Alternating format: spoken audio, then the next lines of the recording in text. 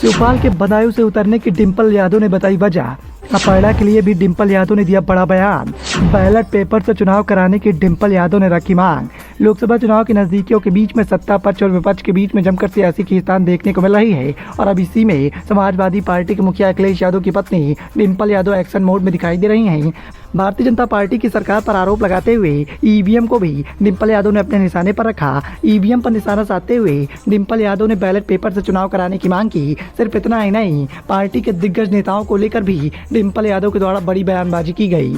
मैनपुरी से समाजवादी पार्टी के साथ साथ डिंपल यादव ने बैलेट पेपर से चुनाव कराने जाने की बात दोहराई। उन्होंने ईवीएम से चुनाव कराए जाने पर सवाल उठाए। उन्होंने मीडिया के सामने कहा कि आने वाले सर्वे में भारतीय जनता पार्टी के लिए इशारे हैं, लेकिन सच्चाई कुछ और है। बदायूं से शिवपाल सिंह यादव की बड़ी जीत होने वाली है। उन्होंने हमेशा हर वर्ग का सम्मान किया है। जनता उन्हें जिताकर दिल्ली भेजेगी। इस सीट पर कोई विवाद नहीं है। उन्होंने अपर्णा यादव के समाजवादी पार्टी में शामिल होने के सवाल पर कहा कि राष्ट्रीय नेतृत्व ही कोई फैसला कर सकता है, वो उस फैसले का स्वागत करेंगी। उन्होंने कहा कि विरोधी यहाँ किसी को भी प्रत्याशी बनाए, लेकिन 2024 के चुनाव में यहाँ की जनता समाजवादी पार्टी का ही साथ देगी। सीएए के मामले पर अपनी चुप्पी तोड़ते हुए गृह मंत्री जनता को बरगला रहे हैं। इस बात का डिंपल यादव के द्वारा दावा किया गया। समाजवादी पार्टी ने अब तक जितने भी प्रत्याशी घोषित किए हैं वो सभी जीतेंगे। बसपा से गठबंधन जैसी बात सिर्फ अफवाह है, कुछ फैलाई जा रही है, इसमें कोई दम नहीं है।